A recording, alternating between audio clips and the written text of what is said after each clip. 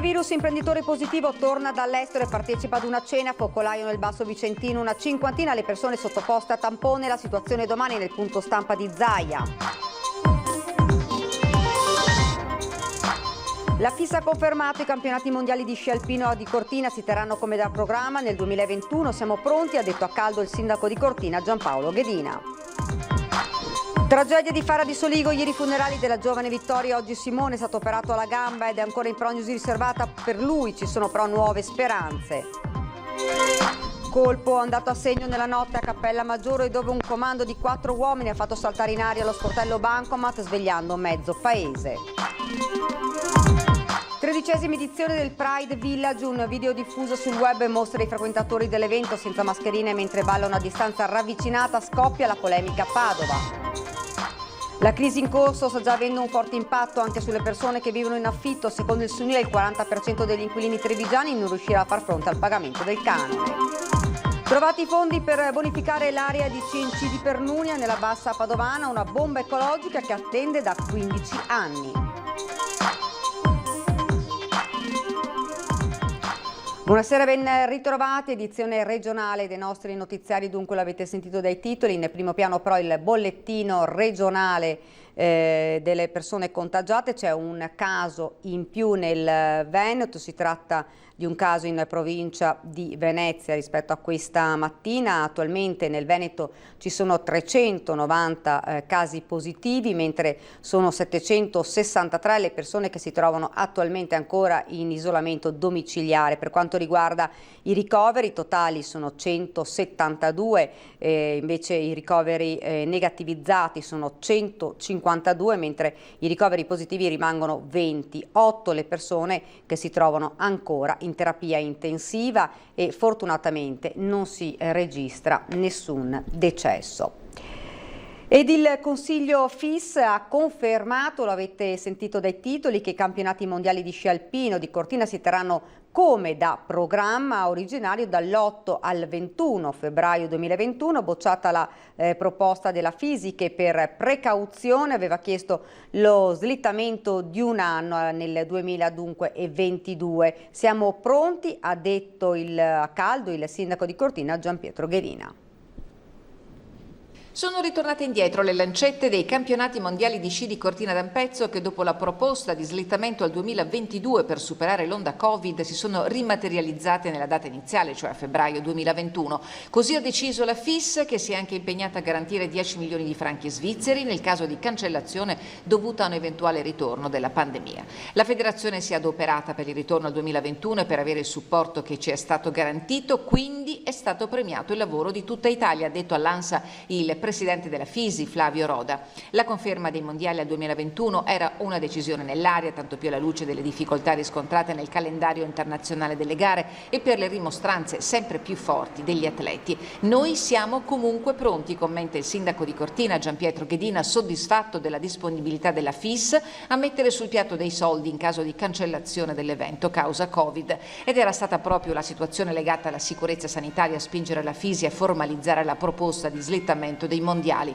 Ora Cortina deve accelerare, dovremo lavorare con flessibilità, spiega Ghedina, ma Cortina dimostrerà come sempre le sue grandi capacità organizzative. E sull'organizzazione si sofferma il presidente della Fondazione Cortina 2021, Alessandro Benetton. Con la nostra disponibilità a posticipare l'evento, commenta, volevamo dare il tempo a tutto il sistema locale, nazionale e internazionale per fare un capolavoro, ma saremo pronti in ogni caso, dimostrando che un mondiale può cambiare la storia di un territorio nonostante le avversità. I lavori sulle infrastrutture sportive concentrate nel comprensorio della Tofana sono addirittura d'arrivo, pronte e rinnovate tutte le piste, mentre è attesa prima dell'inverno la conclusione della nuova cabinovia Son dei Prade, un impianto che permetterà di alleggerire il traffico verso il Falzarego. Il nodo infrastrutturale viario resta il grande punto interrogativo. I ritardi per la realizzazione delle 4 varianti sono stati confermati oggi al tavolo tecnico regionale eventi sportivi Cortina 2021, Olimpiadi invernali 2026, spiega il presidente della provincia di Belluno Roberto Padrin. A breve verrà riconvocato un nuovo comitato di indirizzo per gli aggiornamenti del caso, ma il coro è unanime. Cortina vincerà anche questa sfida. Ci spostiamo ora nel veneziano, ondate di calore saranno 2218 gli anziani fragili monitorati dall'ULS 3 durante l'estate tra Venezia, Chioggia e Mira.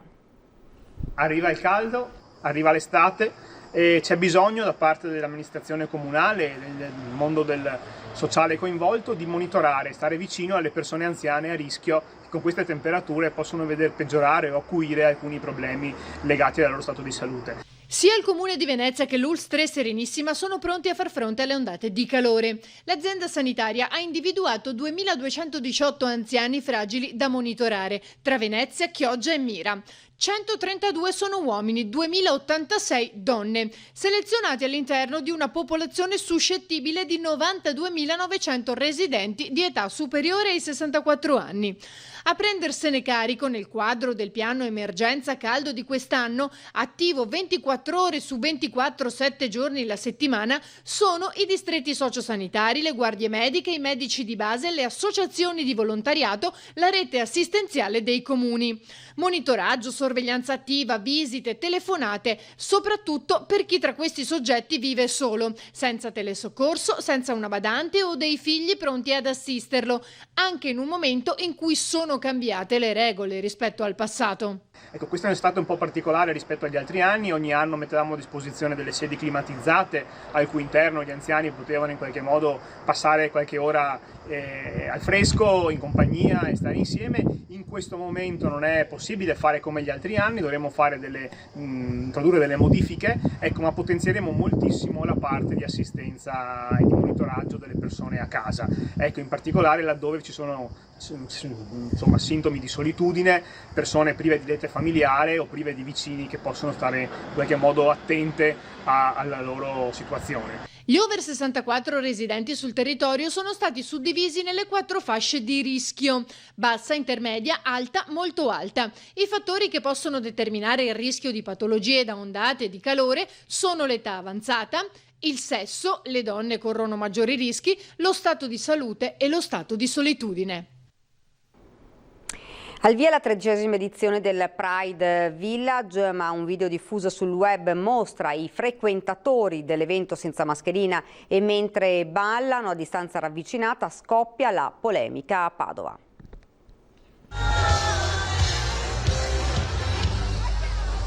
Assembramenti tanti, mascherine poche, inaugurazione con polemica per il Pride Village di Padova. La serata di apertura della Kermesse, che aveva come ospiti d'onore l'onorevole del PD Alessandro Zan e Vladimir Luxuria, ha sollevato un polverone per le immagini riprese con un telefonino e diffuse su internet, che mostrano tantissimi avventori mentre ballano senza rispettare le misure anti-Covid, molti senza mascherina.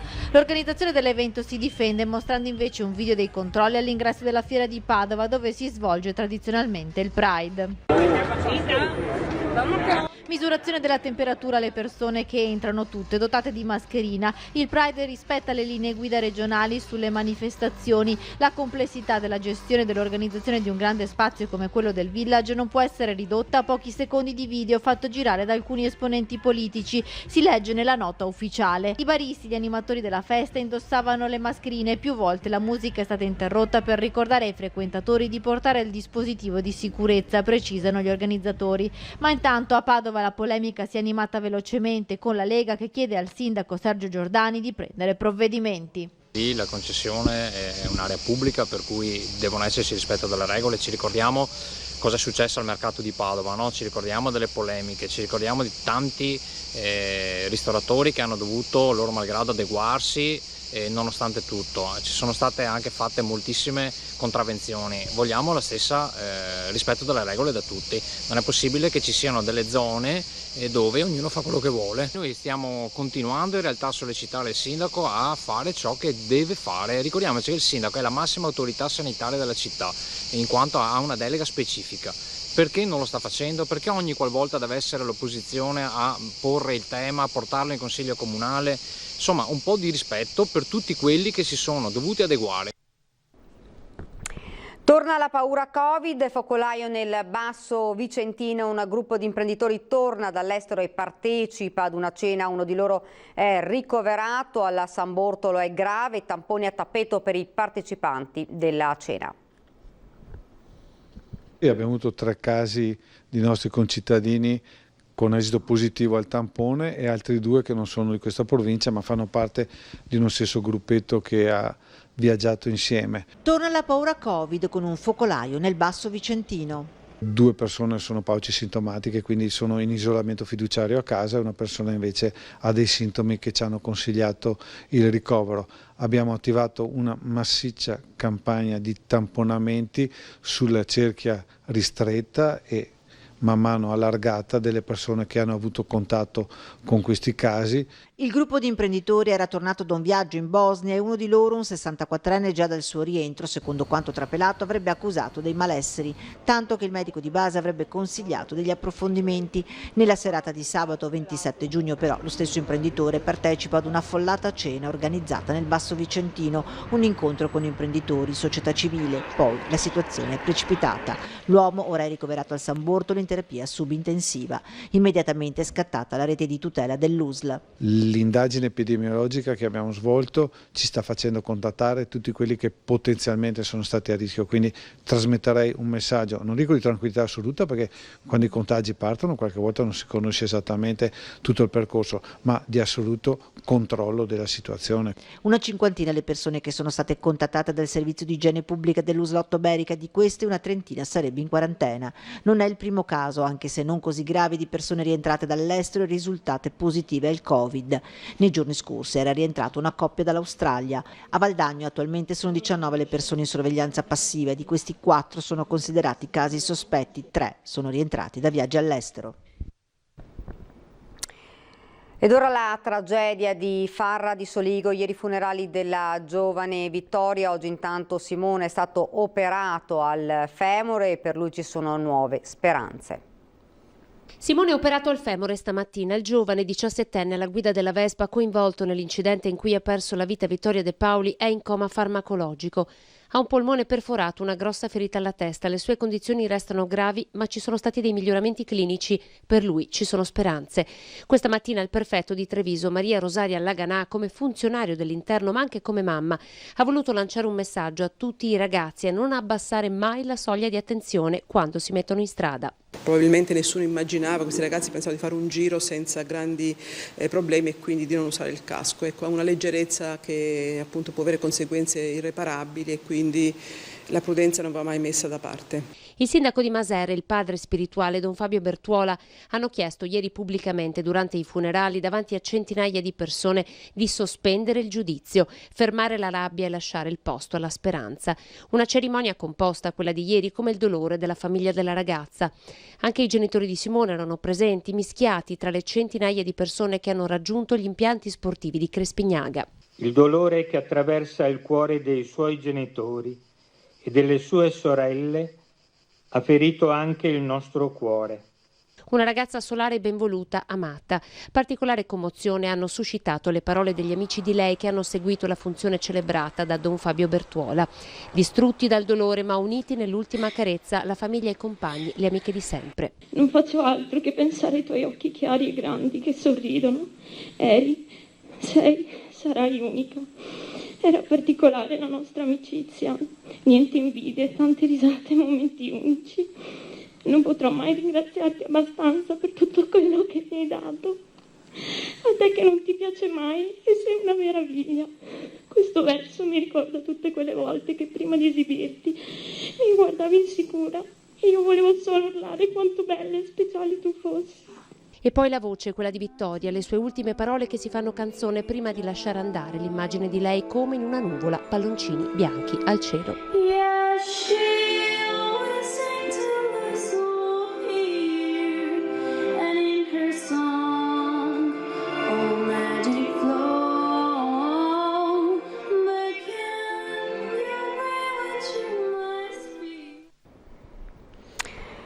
Colpo andato a segno nella notte a Cappella Maggiore, dove un comando di 4 uomini ha fatto saltare in aria lo sportello Bancomat, svegliando mezzo paese.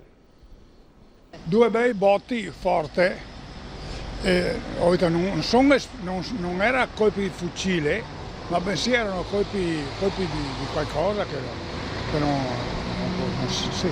sono riuscito a capire cos'era, però erano le esplosioni. 2 le esplosioni che hanno squarciato la notte di Cappella Maggiore. La prima ha fatto saltare in aria la porta bussola della filiale della Banca Prealpi, la seconda il bancomat. Non sono andati certo per il sottile i 4 uomini del comando entrati in azione alle 3 di notte, 3 a terra, 1 alla guida, tutti da una prima ricostruzione travisati. 34.000 euro il bottino prelevato prima di darsi alla fuga a bordo di una berlina BMW di colore scuro. Visto il trambusto che ha tirato giù dal letto mezzo paese, l'allarme è partito immediatamente.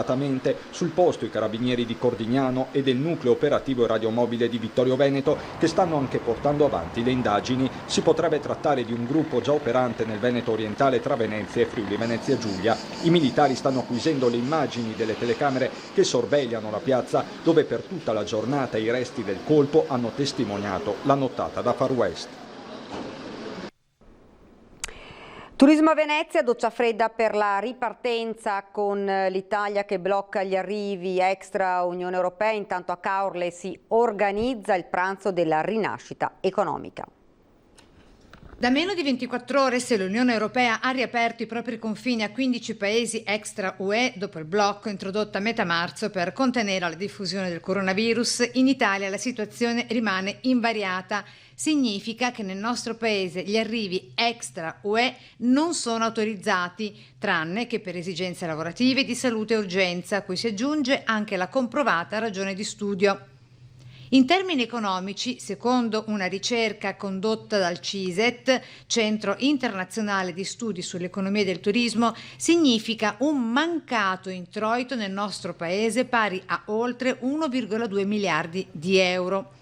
I turisti dalla spesa facile, in quanto incentivati dalla minor tassazione sui prodotti di lusso, erano per lo più proprio i cinesi, seguiti da giapponesi, indiani e russi, tra le nazionalità facenti parte del 51% dei turisti fuori dall'area Schengen che hanno visitato Venezia nel biennio pre-Covid appena trascorso e che da qui amava spostarsi lungo il nostro litorale. Ed è proprio da Caorle che decolla una delle ultime iniziative a richiamare i turisti, specie austriaci e dell'est, ma anche inglesi e olandesi, con il pranzo della rinascita. Sta andando molto meglio del previsto perché i turisti stanno arrivando, si stanno inondando di telefonate e di mail, quindi insomma i presupposti sono per una stagione che può cambiare rispetto ai tristi presagi che avevamo solo fino a un mese fa. Chi sono i turisti che sono arrivati, italiani o anche stranieri? Beh, il 90% per ora sono i turisti italiani a farla da padroni, soprattutto i veneti intanto, però si stanno muovendo anche i tedeschi, per dire che il primo ospite del 2020 è stato un cliente tedesco. Il progetto di attività ricettive con i piedi sulla sabbia e gli occhi sul mare tra cucina tipica in raffinati chioschi disseminati lungo l'arenile di Caorle Spiaggia, posizionata sorprendentemente, secondo l'ultimo rilevamento Istat 2018, al 10° posto in classifica tra le località più visitate d'Italia, con Cavallino e Treporti. Vista la vicinanza, torna Venezia al 3° posto in classifica, notoriamente polo di grande interesse e attrattiva turistica.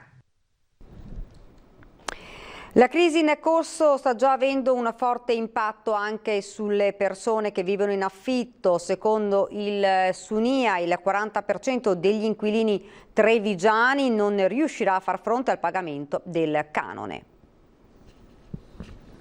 Dagli affitti commerciali alle locazioni abitative, la crisi in corso sta già avendo un forte impatto anche sulle persone che vivono in affitto. Sono sempre di più infatti quelli che chiedono un aiuto per arrivare alla fine del mese. Il Sunia ci segnala che molti inquilini, tanti anche gli studenti fuori sede, che si stanno rivolgendo ai loro sportelli ed ai CAF per richieste d'aiuto data l'impossibilità di pagare l'affitto, ed in molti stanno già facendo i conti con ingiunzioni di pagamento e sfratti. Secondo il Sunia, il 40% degli inquilini non riuscirà a far fronte al pagamento del canone. Di questo 40%, il 20% non pagherà completamente l'affitto e quindi ci aspettiamo un autunno molto caldo per quanto riguarda gli sfratti per morosità.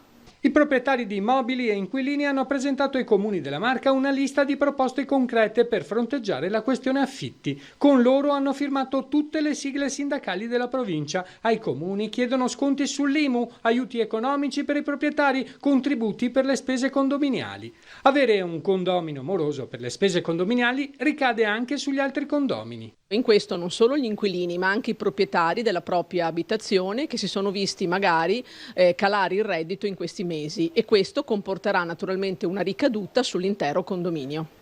A livello regionale qualcosa si è già mosso. La Regione ha predisposto un contributo per gli affitti legato all'emergenza che prevede di erogare 400 euro a chi ha avuto una riduzione delle proprie entrate di almeno il 50% nel trimestre marzo-maggio rispetto allo stesso periodo del 2019. Ma la scadenza del 5 luglio per presentare la domanda è troppo ravvicinata. E non solo, è anche molto complicato completare la domanda. La persona deve farla personalmente, appunto, con uno smartphone o con un tablet, con un computer, e quindi è evidente che molte persone non riusciranno ad avere accesso a questo fondo. Da Confartigianato Imprese Padova un sostegno concreto agli abitanti di Voi, il primo comune a subire le conseguenze della pandemia. Una promessa fatta il 5 marzo, urlata al di là del cordone sanitario che divideva Vo dal resto della provincia di Padova. I vertici di Confartigianato avevano promesso di non dimenticarsi del sacrificio del piccolo comune dei Colli, che per 2 settimane è stato zona rossa. E così è nato il progetto Voglia di ripartire, un'iniziativa aperta agli over 65, ovvero quella fascia di popolazione più colpita dal virus. Potranno usufruire di visite e check medici gratuiti. Questo un aspetto sociale legato alla salute e legato quindi alla qualità della vita. Io penso che dopo aver vissuto un periodo così difficile, per gli over 65 potergli dare questo supporto sia importante.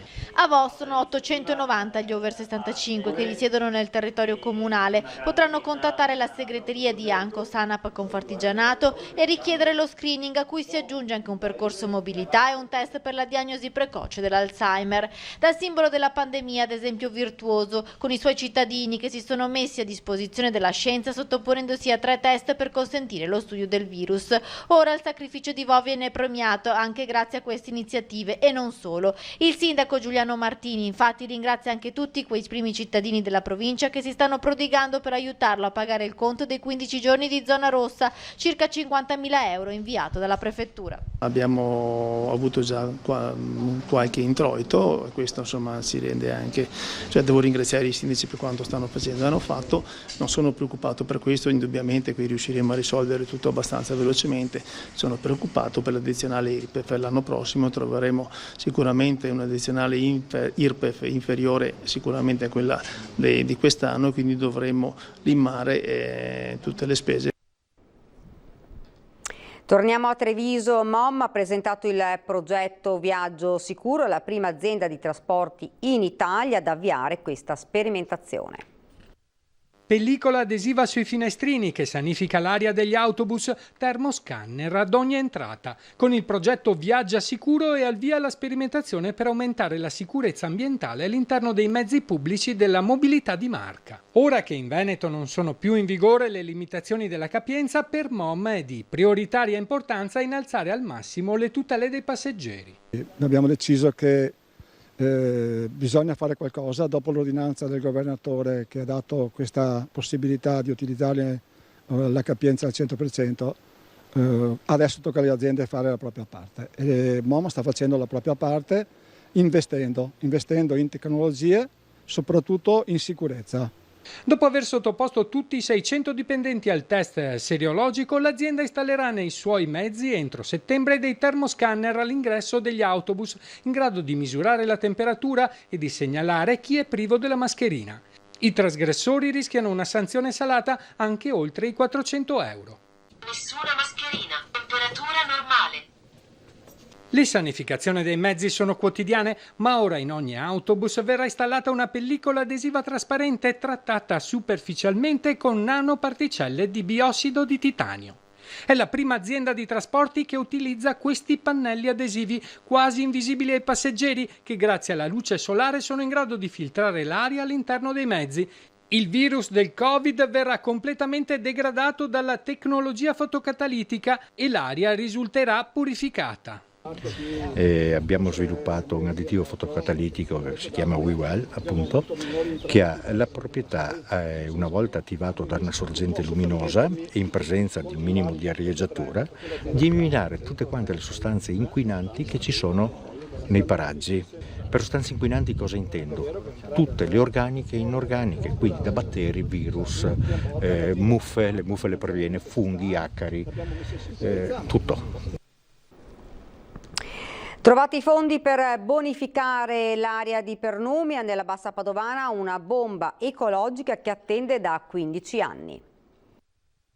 Dopo 15 anni si sblocca la situazione della CNC di Pernumia, alle mie spalle montagne di rifiuti pericolosi. E mi ricordo, come dire, la rabbia per l'impossibilità di intervenire perché non avevamo le risorse. Non le aveva il comune, non l'avevano i Lazzaroni che hanno fatto tutto questo, non ce l'aveva la provincia, le risorse non ce l'aveva la regione, non ce l'aveva il ministero. Io ho scritto a tutti e proprio l'impossibilità di fare questo. Finalmente oggi, con una revisione complessiva dei residui della legge speciale per Venezia, siamo riusciti a recuperare quei 12 milioni che erano necessari per smaltire tutta questa porcheria. Finalmente ci sono i fondi per bonificare l'area della CNC di Pernumia, un'area che dal 2005 è una bomba ecologica straripante di rifiuti tossici.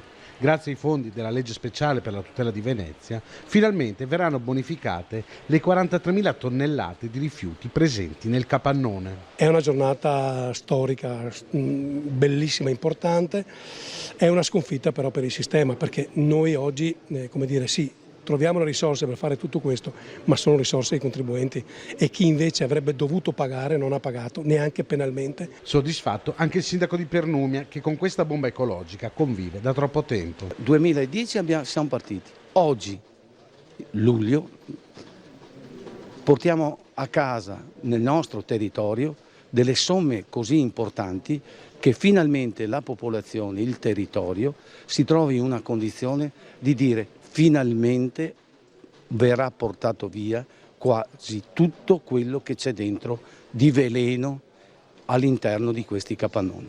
Ora potrà partire la gara d'appalto per lo smaltimento dei rifiuti per dare una veloce risposta ai cittadini che da troppi anni attendono. Ed è davvero tutto per questa edizione del nostro telegiornale, vi lascio le previsioni del tempo, grazie davvero per averci seguito, arrivederci.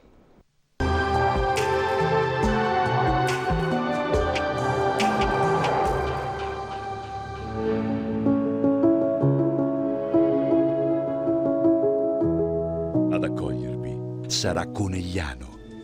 Benvenuti al meteo. L'alta pressione lascia il passo ad una intensa perturbazione temporalesca che nella giornata di venerdì 3 luglio investirà il nostro territorio. Nel dettaglio sul Veneto cambia decisamente il tempo, è atteso infatti un vistoso peggioramento con cielo coperto e piogge diffuse. Sin dal mattino avremo precipitazioni anche abbondanti e non si escludono delle grandinate, dunque attenzione.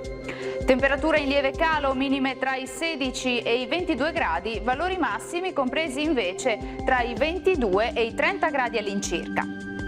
Ci spostiamo ora sul Friuli Venezia Giulia, anche qui avremo rovesci e temporali dappertutto, vedete localmente anche di moderata intensità. Temperature minime fino a 22 gradi, massime sui 26-27 all'incirca. Poche novità infine sul Trentino Alto Adige, condizioni di tempo spiccatamente instabile, vedete la grafica con piogge diffuse e intense. Calo termico con temperature minime sui 16-18 gradi, massime invece fino ai 24 all'incirca. Dal meteo di Antenna 3 per ora è tutto, arrivederci al prossimo aggiornamento.